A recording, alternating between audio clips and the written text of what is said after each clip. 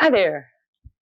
Welcome to Suzanne's, our food for thought restaurant, where your gourmet guru, your gourmet guru, is going to be carving up reality in new slices today. Today's an exciting day. This is our 20th show, and it's going to look a lot different from the other 19. And it's going to be the beginning of the show looking more and more different all the time. We have been out in the field, so to speak, and we have been busting out into the world where we are going to be traveling henceforth to bring you all the most interesting things we can find, to bring you a report of our ongoing exploration, our ongoing investigation into what it takes to make us all happy, into what it takes to create peace on earth, into what it takes to make all of us residents of the Garden of Eden. On the first show, these many weeks ago, I said that the show was going to be about going home, and that home was where the heart is. Well, I was sitting in the hot tub this week, and it was kind of a funky day, to be honest with you. People say to me, "You're always so up on this show." Well, you know, there are those days too. And I was trying to get my head straight.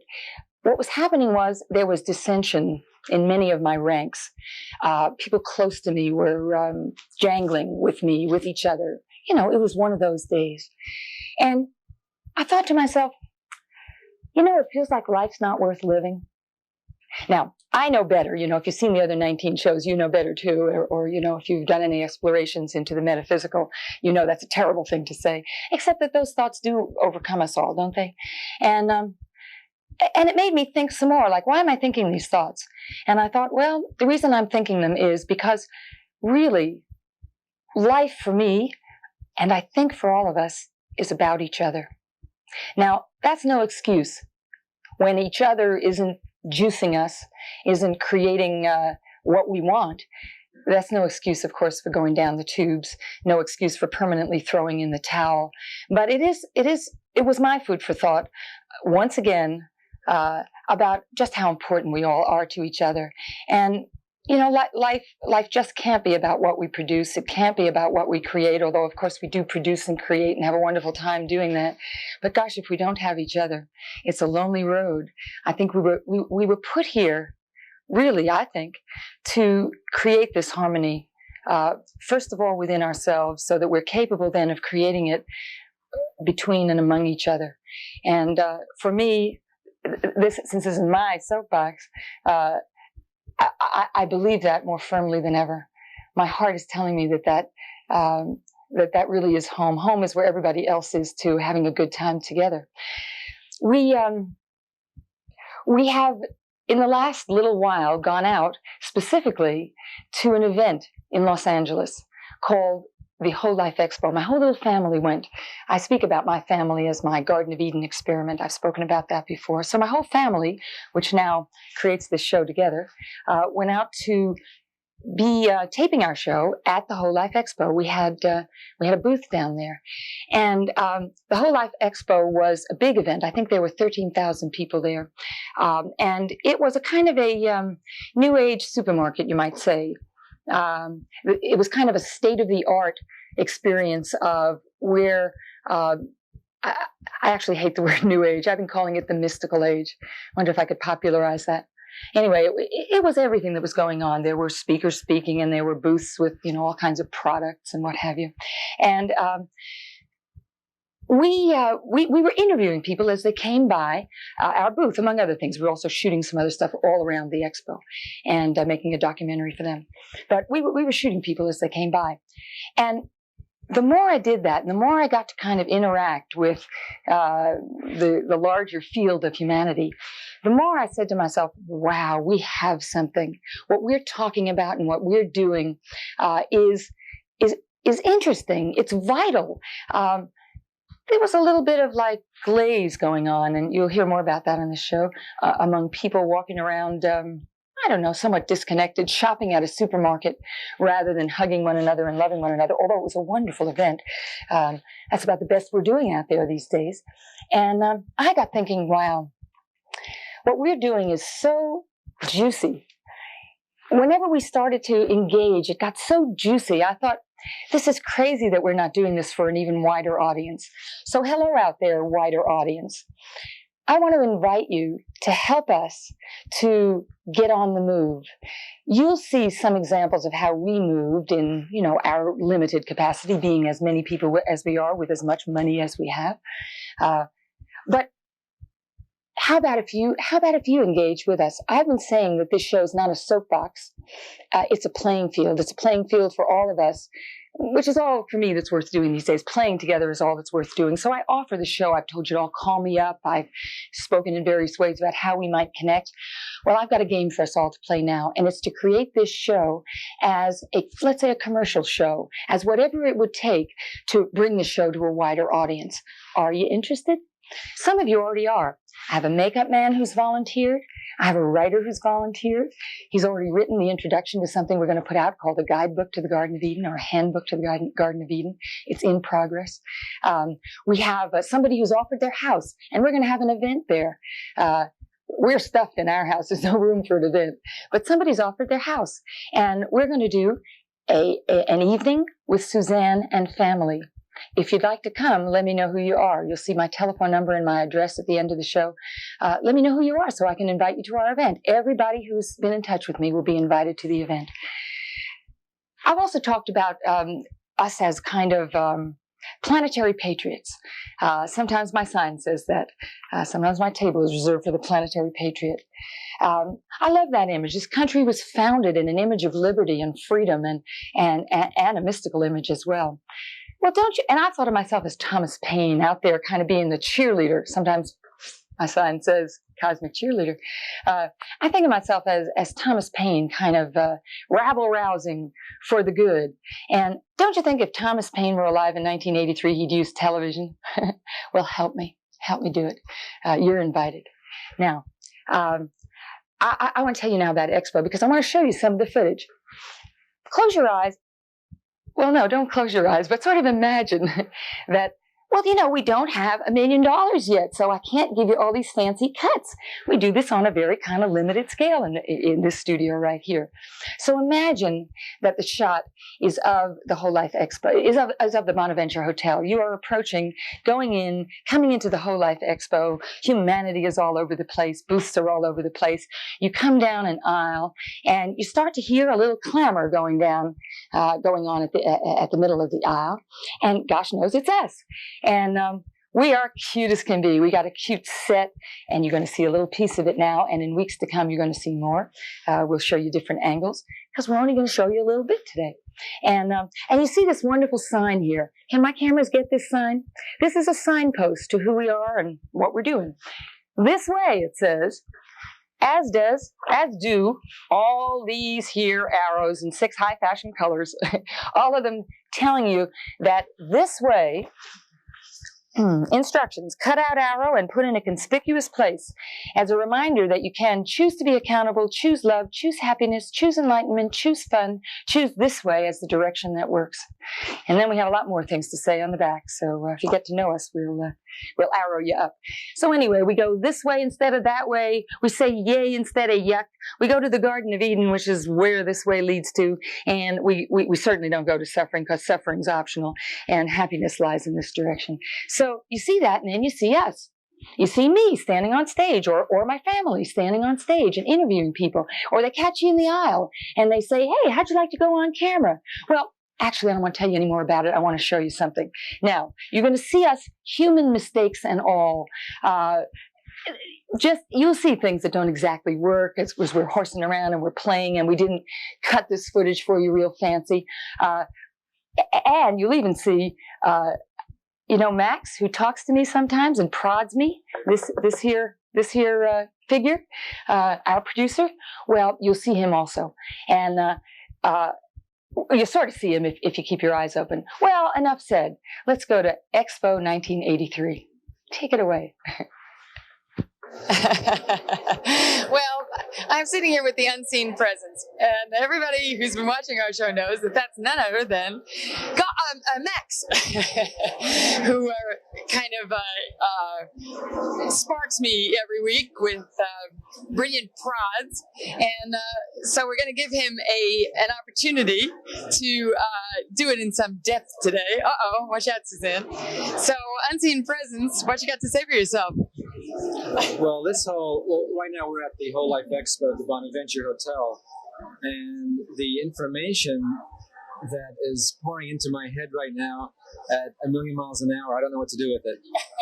And well, it says people are here to buy. People are here to buy. Okay. Yes. Mhm. And people are here to buy things, and I'm wondering, when you pose the question. Oh, I have to turn the microphone back to me when I talk, right? What did I just say? I said yes. Oh, and people can't figure out what we're doing here. Did you hear that when I was over not doing this right? Anyway, they don't know what we're doing because we're not doing what everybody else is doing. So kind of fun to sit and I feel like an animal in a zoo, actually. Like they're all walking by looking at me. Sometimes I talk to them, they don't talk back. Don't feed the animals. Okay, here you go again. Actually, it's very interesting. I've asked many, many people if they'd like to get up here. What do they have to say to the world? Because the question is, if you had the attention of the whole world, what would you say? And people say, the response is, this is a profound question. But of course, my dear. And I say, that's why we're asking. I mean, you've taken all your vitamins and you worked on your body. Now what? Indeed. Do you think people walking by here watching this funny thing go on where I'm looking there and I'm passing this microphone over, do they think we're crazy, Max? I don't think so. Just more ammunition, right? These are even wilder animals than might have been anticipated. Okay, back to you, honey. Okay. Well, what's coming into my mind from all of this actually is quite interesting in that I'm really surprised there aren't more people who are willing to get up and say what they know. I wonder why. Is that why? And I wrote down earlier, maybe that's why we have so many gurus, so many teachers, because people aren't willing to own up to what they really know. They think it isn't important enough. Isn't it funny that whoever gets up here, some of them obviously more educated, more sophisticated, but whoever gets up here who's willing to just say what they know, everybody knows something very profound, and they are always, they're not controversial. If somebody gives their profound, it's somebody else's profound as well. And it doesn't always have to be answers. It can just be questions, A profound question is as good as a profound answer. Because all you really need to do is be pointed in the right direction. In fact, that's all there is to do. There isn't any place to get to. There's just a place to come from. Oh, it sounds like the show we do every week elsewhere. I have a question. Why do you think so many folks are walking around in a glaze? How come there's so few fish out there? What do you think? You're trolling. Beats me. I don't know. It is like people have a glaze around them. And I keep trying to wink, but not everybody winks back. What do you think, Max? What do you mean?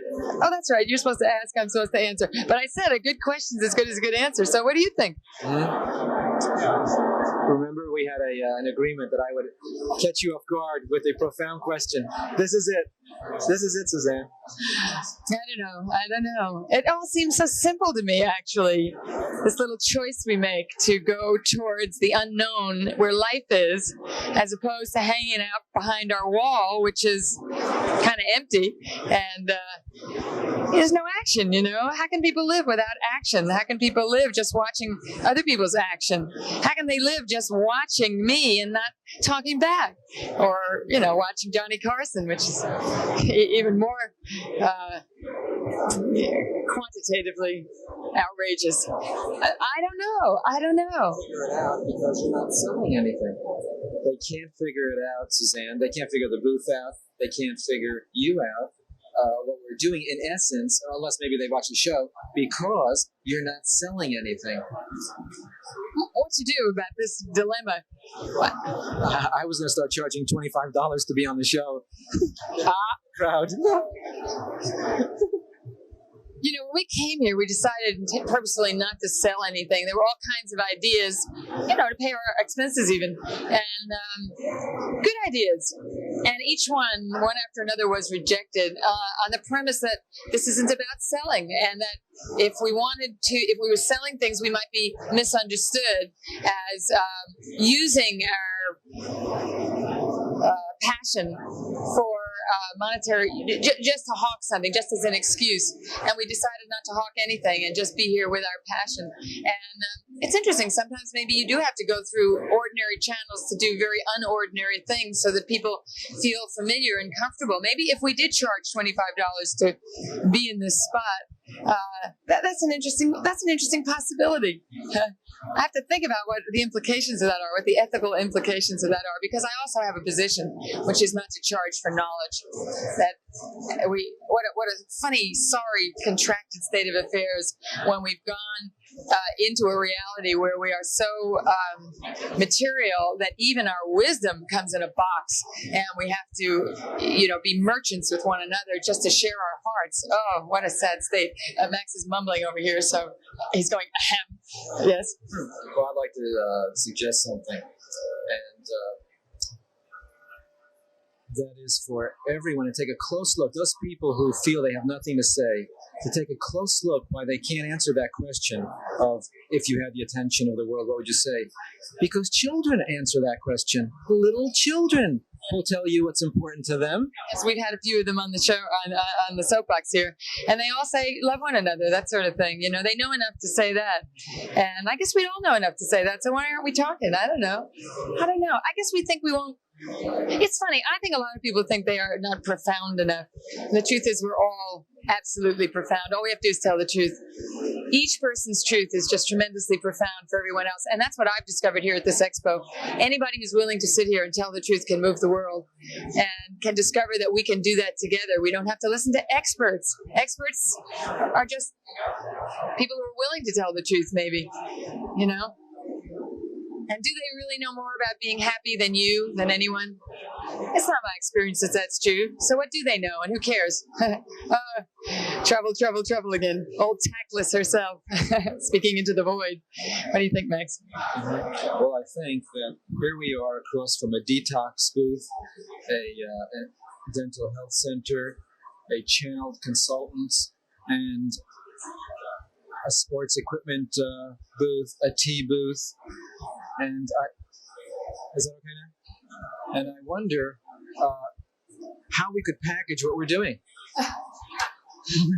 There's a producer for you. God, you need one of them. What do you think, folks? What would you pay for? I don't know, honey. All I know is that when people are willing to sit here and tell the truth, my heart goes pitter-patter, and I think, oh, this is the ecstasy of life, and I don't care about money. Of course, when we run out of it, I might sing a different tune. I don't know. Maybe we could just catch one billionaire, and we wouldn't have to ask this question anymore. Well, we shall see. Any billionaires out there? Okay, Max, you got any more questions? Yes, well, I want to make one more comment, and that is that one of the slogans we've been using at the booth and in all our promotion is that what is the Cosmic Fuel Pump all about? People have been asking the question, and the response is that it's a TV show that empowers people to go in the right direction. And either you understand that or you don't. Just like from the first people you interviewed said, if you don't get the joke, it's difficult to explain why it's funny. So we're right back to the beginning. Somebody say that. That is such a good line. I wish somebody write that in the notebook. Sylvia, go write it in the notebook. Come on. If you don't, what was it?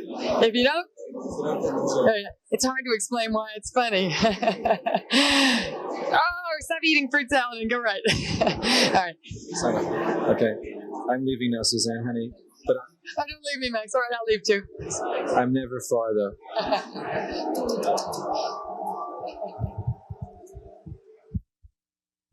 Well, hi there. Welcome back. While we were showing you that film, one of the cameramen in the studio said, oh, you look like one big happy family. Well, we are. Here we are. For the first time in human history on the same videotape, all the adult residents of the Garden of Eden. Here's Zane. Here's Kenny. Here's Greg. Here's Alice. Hi. And, of course, yours truly. Gay family. Yay, family, right. Well, this is really thrilling for me. Signals a new era. And from now on, you'll be seeing a lot of all of us more. You'll be seeing us hither and yon. If you've got a hither and yon to invite us to that's juicy and hot, invite us. We'll come and cover it with our cameras. We'll be delighted to. But I thought we'd take a few minutes now. And we'll show you some more expo footage, by the way, as the weeks go on. We did some wonderful things down there, wonderful interviews, wonderful cut-ups, and all of us were on it, and you'll be seeing more of that in the weeks to come. So here, though, I thought we'd just give you a little taste of us in action, on the edge, so to speak. We were talking about scripts and saying, no, that's not it. The life on the edge is, one of the big themes of all this. Life in life, not life in canned. So for a little bit of life in life, folks, my main question for all you guys and girls is, well, what tips do you have for the Garden of Eden? I mean, what is it that immediately comes to mind that you think kind of juices the Garden of Eden, makes it work? What are we doing that everybody else isn't doing? And what do people want to know about that, Do I hear an echo? How about sincere friendship? Sincere friendship's wonderful. How about the thing you wrote, Kenny? This is the statement that we've been using for what we're all up to. The Garden of Eden is a way of thinking, speaking, relating, loving, fighting, etc., that leads to harmony rather than separation. I love it because it makes us not experts who are saying what you should do, but we're in the way also. We're on the, on the journey also to look for harmony rather than separation. I tell you, I always bang my microphone when it's sentimental, but I like that one. So, yes? I'd like to say that to me, the Garden of Eden is a commitment to making it the way you want it. Mm-hmm. And the belief that you can create your daily life, especially your family life, into a form that brings peace and harmony. In other words, not at the effective life where it's a struggle, but you really can create the joy. Yes. One of the biggest things we've discovered. Don't complain, make it better.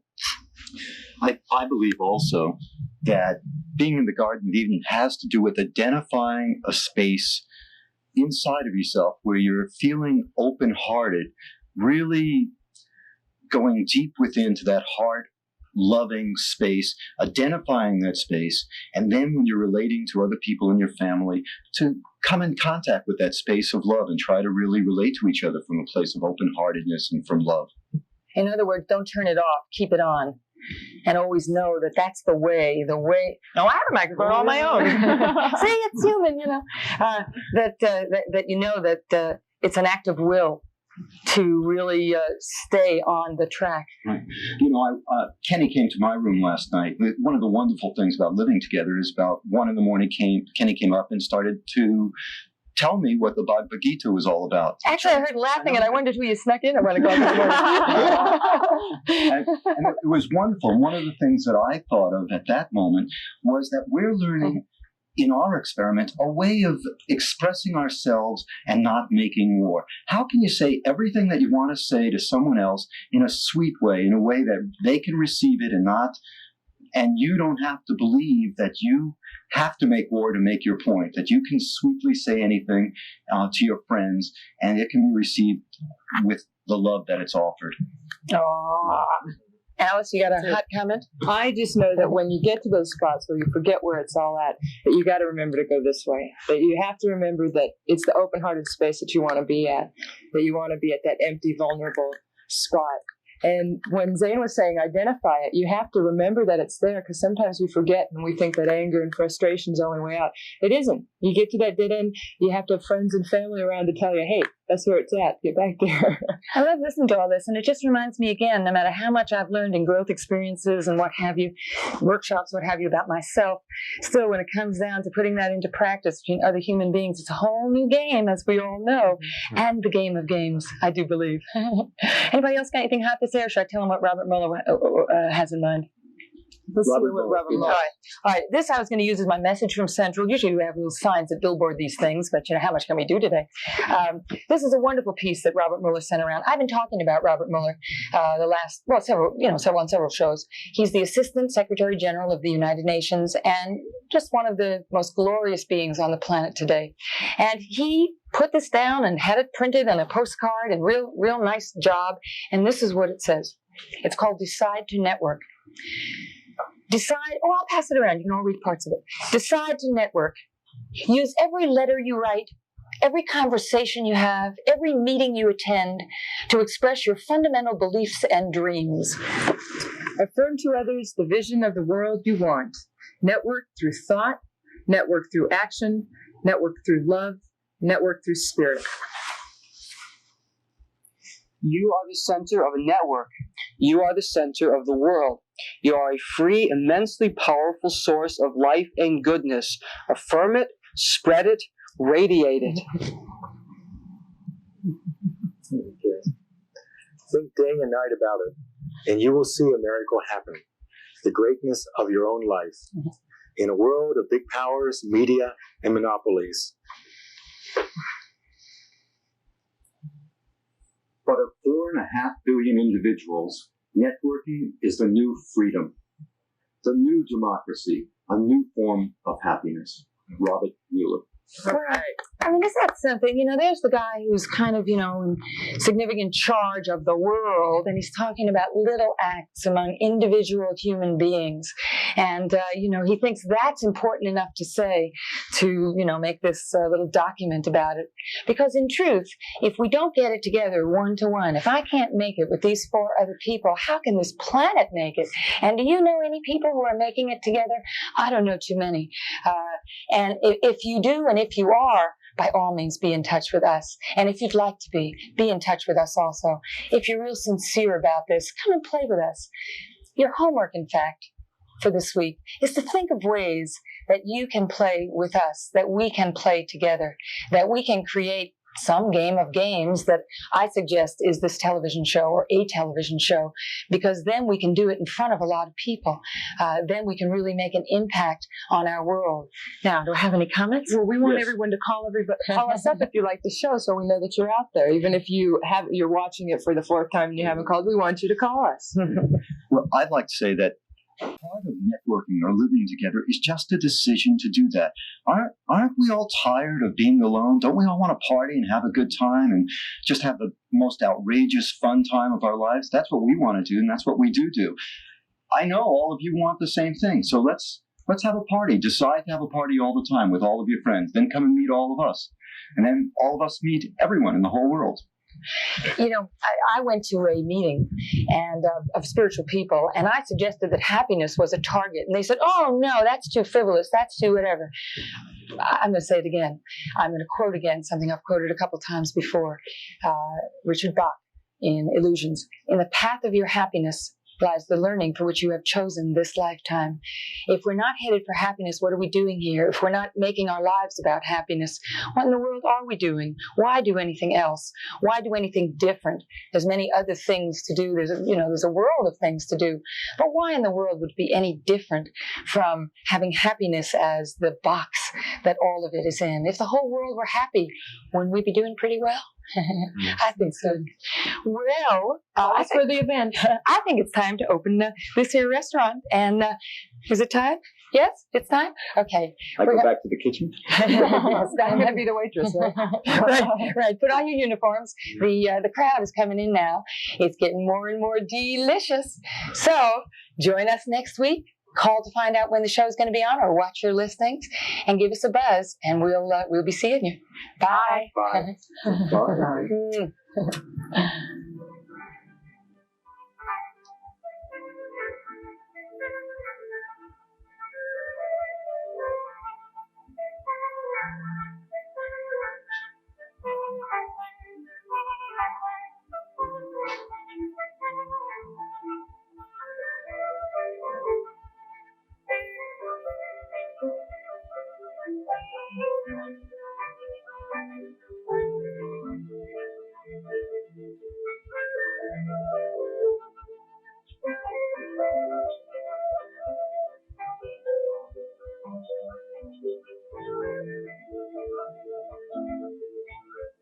Call to find out when the Cosmic Fuel Pump will be on next week, and call or write if you want me to send you a copy of my written notes.